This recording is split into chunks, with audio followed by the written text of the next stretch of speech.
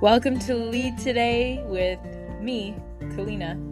Let's talk leadership.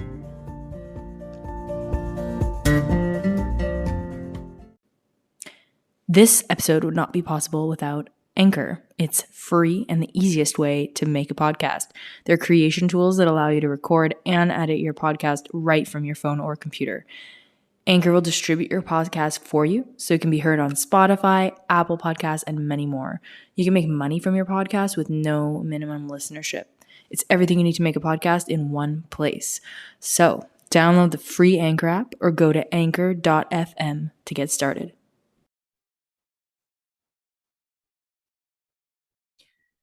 Well, hello. It's nice to be back with you today. I am recovering from a bit of a cold, to say the least, so bear with me as I do sound a little bit different. I've really been struggling with sharing on here again. It's interesting because when I started the podcast over a year ago, it was because I felt I had lost my voice in the public sphere and I guess privately as well. I just felt as though I couldn't share authentically online. I thought I would be judged, censored, and generally not be able to speak up about the things that matter to me. I know that a lot of people have felt this way, and choosing our words wisely, whether they are forever archived on a podcast channel or just with your friends, is absolutely important. Saying what you mean and meaning what you say is critical to being in integrity and trustworthy with others. So it's not new to say, hey, be careful with what you say and how you say it. But there's something now, I think, circulating where not only is it be careful what you say, but it better stand the test of time forever. And that's really difficult because I think, especially if you're somebody that's committed to learning and growing, there's no way that things I say today won't change and evolve, or my opinions on those things won't change and evolve over time and as I age. Certainly, if I was speaking into this podcast 5 years ago or 10 years ago, the person that I would be showing up as would be extremely different because of my different level of life experience and what I had seen to date. And I think that we all, as we age, really learn a lot. And that's why we build wisdom, or we grow in wisdom as we age, which is why we should respect our elders, which is maybe something I'd like to touch upon today. I don't want to just rant because I don't know if that'll help anyone, although it might be cathartic for me, which is why I started the show. So maybe that's good enough. But I think there's a delicate balance to everything in life. And if we expect perfection, we're never going to get it. And that's just going to mean that I don't record this show ever. And that so many people don't record the show or sing the song or write the book or engage in things they really want to try out of apprehension for either judgment or punishment of some sort, social or platform punishment. One of my episodes recently, before I sort of slowed down again, was the episode with Dr. Peter McCullough, and that got censored on YouTube. And so that was sort of difficult to swallow because I was really just doing my best to put out an informative show. And the appeal process is less than transparent or clear. I think it's just sort of like you get this slap on the wrist and then you can appeal, and then they just say, nope, our decision stands. And then you're sort of sitting there thinking, okay, I guess I didn't follow whatever rules there were around the particular topics that need to be approached in whatever sort of way that's justified and approved online. And I wouldn't call myself a radical person or an extremist, really. I think I challenge the status quo. I think I like to research and talk to people with a variety of opinions and then make a decision as to how I want to proceed until such point that I get new information. So that was a bit frustrating, to be completely frank. And then I had a series of health problems, which I'd rather not get into in this episode, although I hope to do a separate episode about, so that anybody else struggling can benefit and find, I guess, community, also a bit of camaraderie, perhaps, and just a different voice in the space.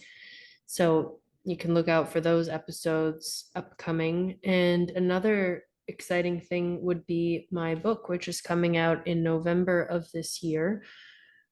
I, along with the publishers, are hard at work to bring you something really meaningful, and I hope that you'll check it out when it comes out. So there'll be more information on that to come as well. I think I think today really makes sense to talk about this sense of lost voice, because I found myself researching about fertility and more about women's health, which I research a lot, and I will be putting up a series on an introduction to fertility. We did previously an intro to women's health around our cycles, so I'll link back to those episodes if you haven't heard that. I'd like to continue on when it comes to fertility in particular, because I have particular interest in that area as well. So I will continue down that line of research and sharing in subsequent episodes as well. But really, I've felt this sort of almost, it's like personal persecution, because no one has actually done anything to me other than, I suppose, the YouTube censorship piece. But I just have felt like I can't say the right thing. I don't even know what the right thing is to say, or the right topic to research anymore, or the right way to research the topic, or how to share, or how personal to get, or where to go with this. And I think that that level of uncertainty and feeling lost and feeling alone somehow is hopefully universal. I don't think it's just me, although not everybody's making a podcast. I think that that feeling of aimlessness, or being lost, or feeling like you don't know what to say. I think that that actually, at least for me in this situation, comes from not wanting to say the hard things that I know I want to say publicly, not bringing them to light, not researching them, not talking about them, not sharing about them, not interviewing about them. And so then I don't know what to say, because what I'd like to talk about, I feel like I can't. And so it's this funny thing of authenticity is so important to me. Bringing you what is important to me is one of the reasons why I started the show. Of course, it is also for me to be able to just express myself, which is probably what this episode is. And who knows if it'll see the light of day, or maybe I'll just quash it. But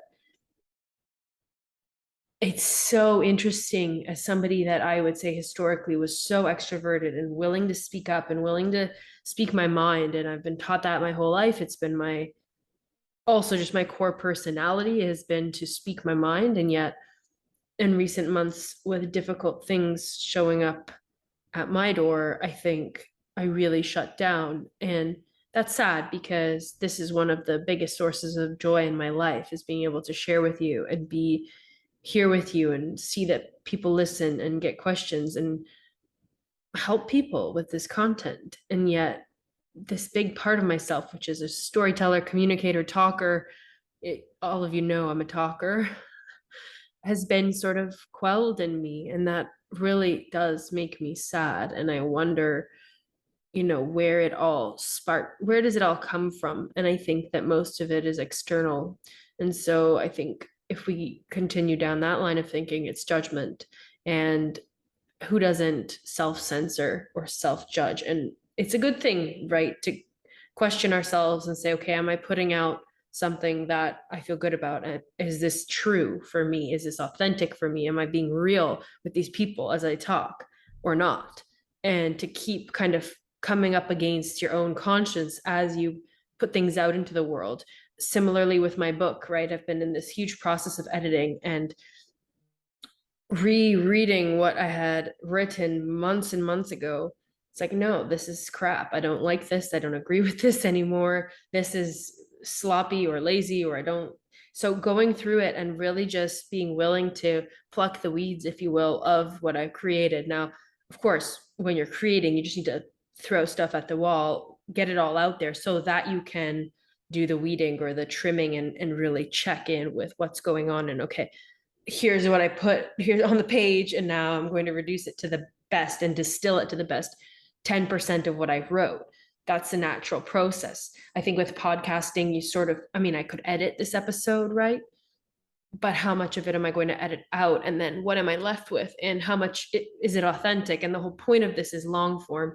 Should I be writing notes on every single piece of content that I want to put out in a podcast? I think most of the best podcasts don't write out every single sentence, because then it would be more of like a performance or a show and not me live here kind of interacting and riffing with you, right? I mean, and it's funny because you're not here with me in this room, but somehow I am actually interfacing with you, with your resonance responses to my subject matter in an asynchronous fashion. So okay, who cares about this, or what am I even getting into? I think I'm just really trying to remember why I did this show, reinvigorate that commitment for myself, give myself a break about the fact that one of the episodes got censored on YouTube. It is still on Spotify and Anchor and Apple Podcasts, I'm pretty certain, but at least Spotify and Anchor. So you can listen to it if you want to. And that's not why I did the episode in the first place, is it?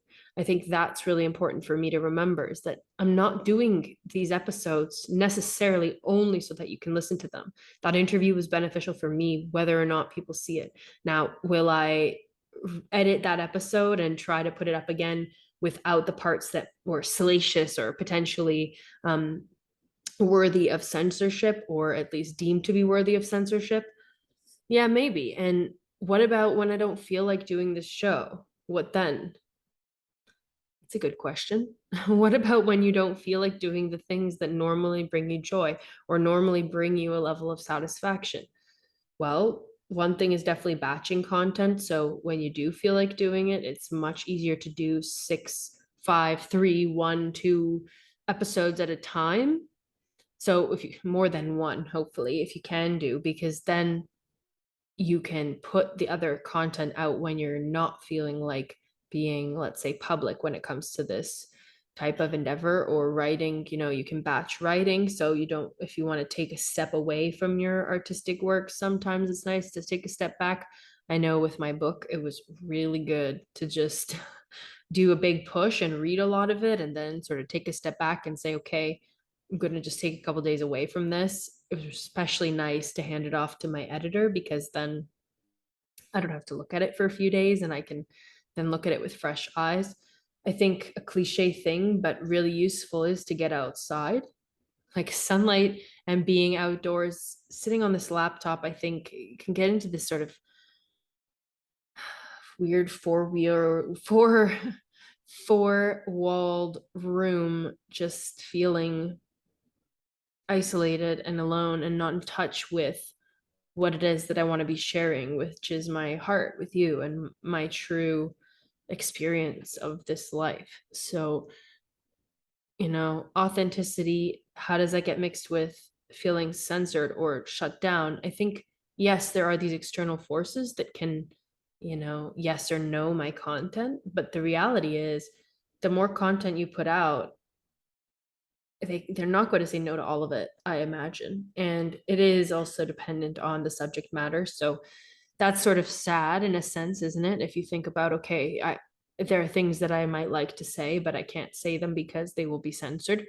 It's something that, to be in this landscape, to be on these platforms, is something to consider. And it's not a choice. It just is what it is. So to play in the landscape, you've got to be willing to play by the rules of the platform if you're willing to use it. So far YouTube has been the most strict, so it's something to keep in mind, right? But it doesn't stop millions of creators from doing their thing on YouTube. I think it's just about knowing your audience, and that's also to do with the platform that you're on. So that's something when it comes to creating, but it definitely hurts my heart a bit to think that I can't just be me and put that out there. there's always going to have to be some level of censoring or consideration as to what the YouTube gods are going to do with what I put out. Again, not meant to complain, just meant to be noticing of that makes me recoil and not want to share, because not only are you, the listener, judging me now because you either agree or disagree or don't understand why I'm even complaining about this, or think it's silly, or just imagine that I could edit things out or make changes. Like I know there are always solutions to things. But you're judging me as to how I'm putting out this episode. YouTube is judging me based off of subject matter that is okay or not. I'm judging myself based off of what it is that I believe and what I want to share and what I deem to be okay or not. So there are all these levels of censorship that occur before anything can even get to the end consumer, that it feels a bit stifling, and yet it needs to just be, I suppose, accepted. I think I just need to accept that rather than shy away from it, because then you don't get episodes and I don't do episodes, and then I don't feel good and you don't have content from me. And there's content from so many other people that is far less well thought out. I realized, I was scrolling the other day, and I don't use TikTok, but I have Instagram, and just realizing how much nonsense is on Instagram, just one platform. And then you can go to YouTube, like the amount of, and don't get me wrong, cat videos and dog videos, like there's cute stuff. Sometimes I feel bad for the animals with the way that they're just dressing them up and parading them around. But there's so much mindless content where, yes, there's somebody behind that putting that together, and I appreciate their creativity, but they're not sitting there thinking, oh, how much utility is this bringing to people? They're just dressing up their dog because they think it's cute and putting the video out and getting millions of views and likes and comments, and people just love it and share it and engage with something that is completely mindless and not actually improving really their lives. Granted, it's amusing, so there's an amusement factor. But sometimes I sit here and I think I should research the hell out of these topics for you, and it needs to be of a certain quality and caliber. And I'm glad that I hold myself to that standard, or a standard. I think that's important. Again, we all have personal values and should be showing up with integrity. But how much preparation is enough preparation? How many facts? How many stats? Or how much research? How many articles? How many emails and people do I need to get in touch with in order to put out an episode? There are people doing a whole variety of shows, and what kind of show do I want? So yeah, okay, I want a show where you come to this and gain something for yourself, whether it's a new insight or tangible facts and information that you can walk away with and either share with other people or use in your life. I want you to walk away with something that you could use. That is true. But whoever said that my story and this challenge I'm having and the fact that I have recoiled and don't want to share, maybe one of you or a few of you have felt that before or are feeling that now. And who's to say that hearing me isn't just as valuable as some thought out, scripted, well researched episode that I still am committed to bringing you on the topics that I care about and research in my own personal life, regardless. So, I love researching and staying on top of things and finding solutions. I love that. And so I love bringing that to you. But what's wrong with an episode like this with personal awareness and insights? Nothing. I think I can think of so many different YouTube channels that are literally people, I can't listen to them, to be honest with you, but they get lots of views and lots of interest of just women talking about their journey of specific things, right? But they just kind of go on and on for like 30 minutes plus about something, and there's interest. It's astounding. So and there's another account, actually, maybe I can link it here, because if you're a creator, I've found it to be really supportive. It's an Instagram account. It's a lady there, and she's a creator, but she also, I believe, has a course or something for creators. I haven't worked with her or anything. This is just her public account. I'm endorsing that because I found it to be very supportive and useful in just reminding me that it doesn't have to be perfect. It doesn't have to be completely well formed. It will never be perfect or perfectly formed or completely formed. So I think a big reminder for myself and anybody else that's a creator is to say, look, do your best and have guiding principles or have values, have, okay, here's what my show is generally about, which is, okay, I do interviews, I talk about this, I talk about that, but it doesn't have to be so perfectly done if it means that it's going to create this kind of stifling noose around your neck when it comes to creating content, because that sucks. And it means that instead of having 200 episodes out, you're going to have 10. So if they're 10 perfectly crafted, curated articles or episodes or books or whatever it is that you're creating, art pieces of artwork, if they're 10 perfectly created pieces, that's not better than 200 creations that are authentic, because you might think that those 10 perfect renditions of what you do are going to be the best sellers or the best viewed or the most popular. But in reality, it's first of all doubtful. Some of the episodes that I have loved recording for this show have been awful and tanked and nobody's listened to them, and others get thousands and thousands and thousands of views because I don't know. I actually don't know. There's no set formula. I'm learning what you guys find valuable. I'm learning which episodes draw in some interest and which don't. But like, I did an episode on my trip to Hawaii for my 30th birthday, and that was like, that episode was huge, and I didn't prepare anything. Like, I just honestly shared my trip, and there's so many trips that I could talk about. Like, I have been traveling so much for the past decade. Like, I have travel stories for days and days and days, and I never thought that sharing about going to Hawaii or when I lived in Brazil, or about Bali, or like Europe, living there. Like, there's so many different things that I could talk about when it comes to travel. And I get into my head that it's not high value. And yet that episode about my birthday in Hawaii was huge. And I would have never anticipated that. So the only way that you can know what your audience really wants is if you put things out there that interest you, that you're willing to put out there. And I recognize this too with interviews. Interviews I find really wonderful, but there's a whole back end that needs to happen in order to book that interview. And it's exhausting. Like, there's a back and forth to get that person on the show, then they're on the show, then that's fun. But then when they're off the show, if you're still producing your own podcast, there's editing involved. You have to get all the pieces of this written section, the notes, the show notes and links, and then you need to edit the actual show if there's stuff that didn't go perfectly as you want, or things that you need to edit out. So there's so much behind the scenes of any channel or account that you follow, and it's tiring. And so that was a big impetus for me to say, look, yes, I want to do interviews, but that's not going to be the only thing on this channel. Also, because I think I have a lot to personally share because of my life experiences, my professional experience, who I am. And I think we all have things to share. So it's just about being able to craft that in a compelling fashion.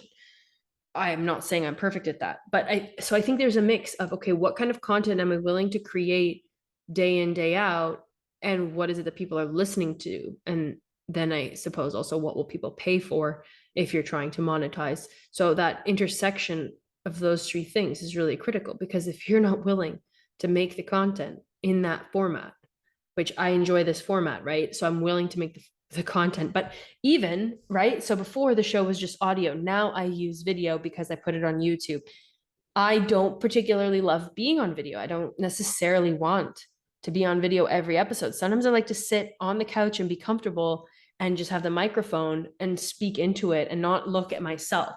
Suppose I could close this off as I record, but then, am I in the screen? What's going on? Like, there's this, is my hair okay? Like, I need to kind of check in with you as I'm doing this, because it helps me to stay in touch with what I'm doing. So many considerations when it all just looks like I sit down and I just do this video and I do this episode and then it comes to you and it's done. There's so much that goes into it.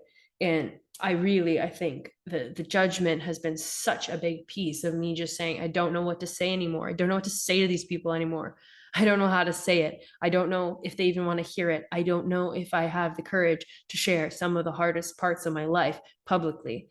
I still don't know. I still haven't done the episode. It's still not out there, but I do know that I have to say something because that's why I started this show, was to continue to say things outwardly and then have people interact with that and come back to me and say, wow, I loved that episode. Wow, that was really useful. Wow, I really loved hearing from you.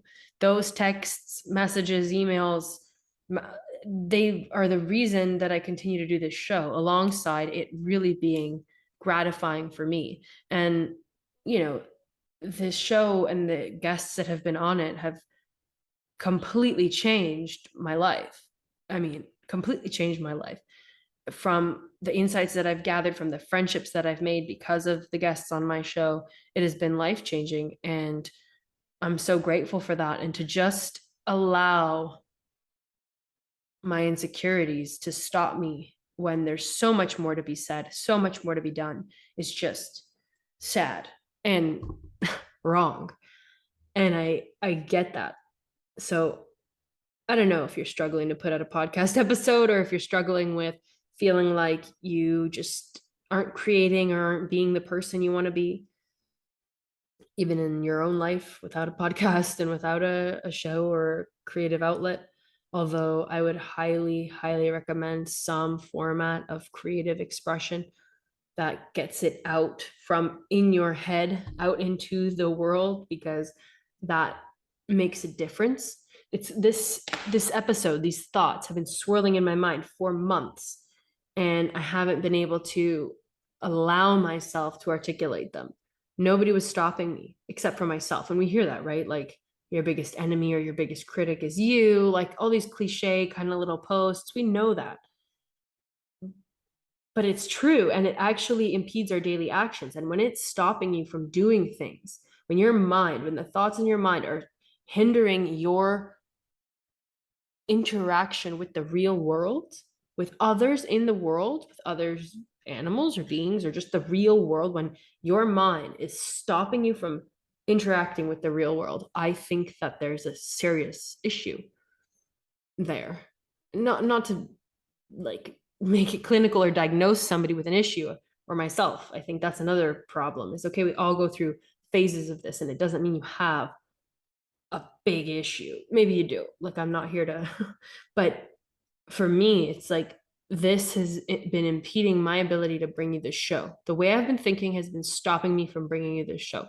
And I think I've seen it with people who start music pages or different accounts, because they have a passion for what they do, and it just fizzles out because it doesn't get the recognition, or it doesn't get the traction, or it's not perfect, or it's hard to produce. Again, production of YouTube channels and these things, like, it's not for the faint of heart, and it certainly it takes effort and time.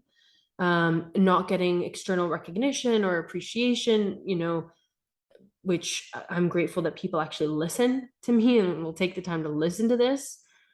But when I first started, not many people did. And now it depends on the episode. Maybe this episode will completely tank. And so what?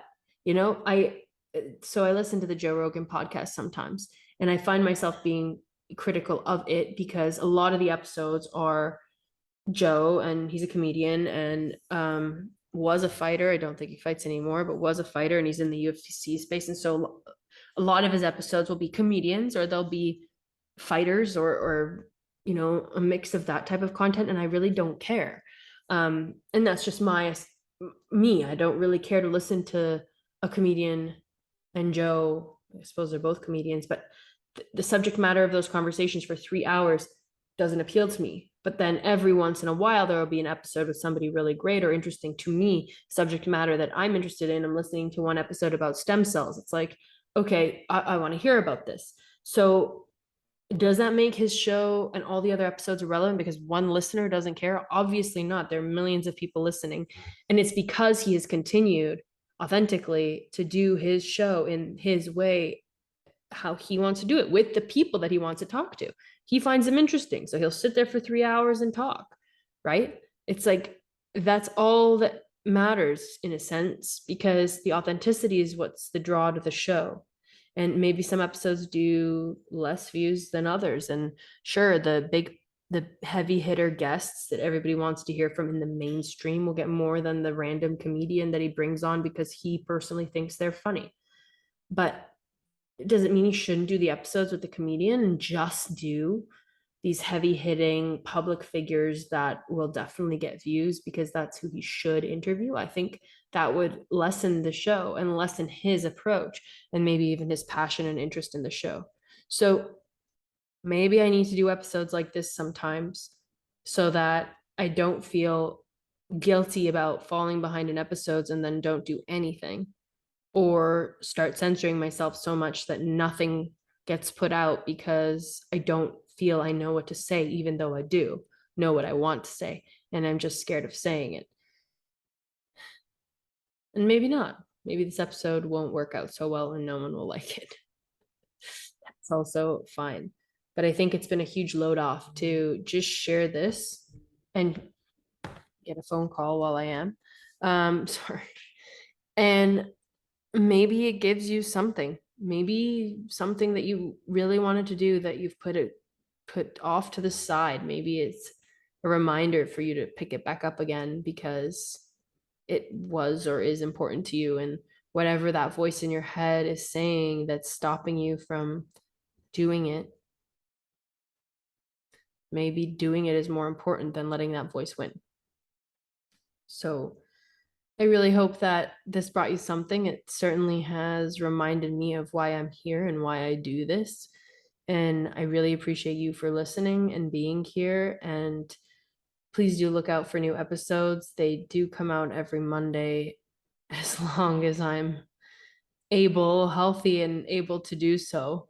So please do look out for those episodes. All of the links to join me, support the show, get involved, review or rate the show, subscribe to the show. All of those things make a huge difference in show statistics. So when you write a review after you listen to this, it actually helps other people find the show. And that means a lot because then more people can benefit and also share. And that's really how these sorts of platforms function. So any engagement that you can have with the show, with me, means a lot to be able to bring this to more people.